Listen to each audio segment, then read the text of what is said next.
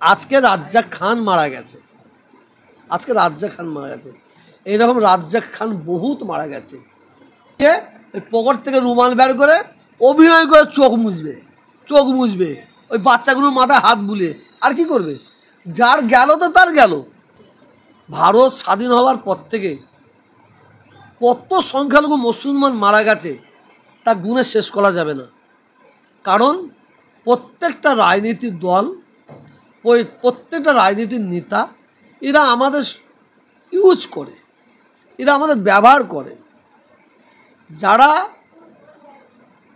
রাজনীতি নেতাদের জন্য নিজেদের জীবন দিয়ে দিচ্ছে, জীবনকে কুরবানি করে দিচ্ছে, এ ওর ঘর পোড়াচ্ছে, ও এর ঘর পোড়াচ্ছে, একে মার্ডার করছে, ও একে মার্ডার করছে। এর পরে গিফট পাবে কি? পুরস্কার তো পেতে হবে। উপো মালদায় যাচ্ছি, ভাই কি করেন? বলছে হুজুর আমি উপো। মুর্শিদাবাদ, ভাই কি করেন? বলছে আমি উপো। বাঁকুড়ায় মেদিনীপুরে যাচ্ছি, কি করেন? উপো কি বে? বলে উপো মানে উপপ্রধান। এবারে 2026-এ ভোট হবে। 2026-এ ভোটে তৃণমূলও বলছে আমি মুসলিম দরদি, সিপিএমও বলছে মুসলিম দরদি, কংগ্রেসও বলছে মুসলিম দরদি। কত দরদি 2026-এ 100টা করে সংখ্যালঘু এমএলএ সিট দেওয়া হোক, এটা আমার দাবি, এটা আমার দাবি।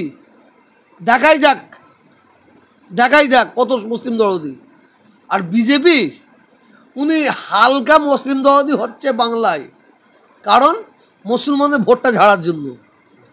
দেখেন এই বাংলায় সংখ্যালঘুদের নিয়ে ব্যবহার করা হচ্ছে। যেমন ভালো রান্না করতে গেলে তেজপাতাকে ব্যবহার করা হয়, খুশবু হয়ে যাবে, পাতা আসলে ছুঁড়ে ফেলে দেওয়া হয়। ঠিক সংখ্যালঘু মুসলিমদের ভুলিয়ে দিয়ে ওকে দিয়ে মার্ডার করায়, ওকে দিয়ে মার্ডার করিয়ে এরা ফয়দা নিয়ে এরা চুপ মেরে বসে থাকে। এই যে রাজ্জাক খান মারা গেল, আপনাদের খবর নাই, এই কিছুক্ষণ আগে মালদায় একজন মার্ডার হয়েছে, সেও মুসলমান। মরছে কে? মুসলমান। মারছে কে? মুসলমান। খুব মজার জিনিস হচ্ছে, রাজনীতির নেতারা কী করবে? এরা মরাটা গেলেও রাজনীতি করবে। দেখবেন কাঁধে করে নিয়ে এ গ্রাম ও পাড়া এ পাড়া ঘোরাবে, ভোট ব্যাংক তৈরি করার জন্য।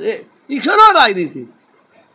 আর কিছু কিছু বড় বড় নেতা যাবে, ওরা দুটো করে ফুল নিয়ে যাবে, গলায় দেবে, গলায় দিয়ে পকেট থেকে রুমাল বের করে অভিনয় করে চোখ মুছবে, ওই বাচ্চাগুলোর মাথায় হাত বুলিয়ে। আর কি করবে? যার গেল তো তার গেল। রাজ্জাক খান তার তো বউ বিধবা হলো, তার বাচ্চাগুলো তো অনাথ হলো। এরকম কত হাজার হাজার বিধবা হয়ে আছে, কত হাজার হাজার শিশু অনাথ হয়ে আছে।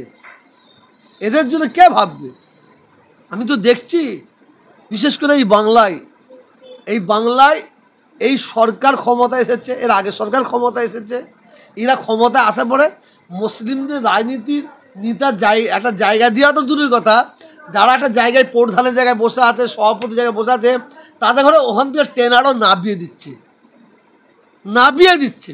অতএব আমি বাংলার শুধু মুসলিমদের কথা বললে আমি মানুষ নই, আমি বাংলার মানুষের কথা বলবো। আমি হিন্দু, মুসলিম, শিখ, ইসাই সবার কথা বলবো। প্রত্যেককে বলবো আপনারা সজাগ থাকবেন। রাজনীতি করতে গিয়ে নিজেকে বিসর্জন দেবেন না, রাজনীতি করতে গিয়ে নিজের পরিবারকে ধ্বংস করবেন না। আমি এটা আমার অনুরোধ থাকবে। কেন রাজনীতির নেতা এরা হচ্ছে মানে অনেক নেতা আছে, এরা হচ্ছে গিরগিটের জাত। এরা কখন কি রং চেঞ্জ করবে এদের বোঝা মুশকিল।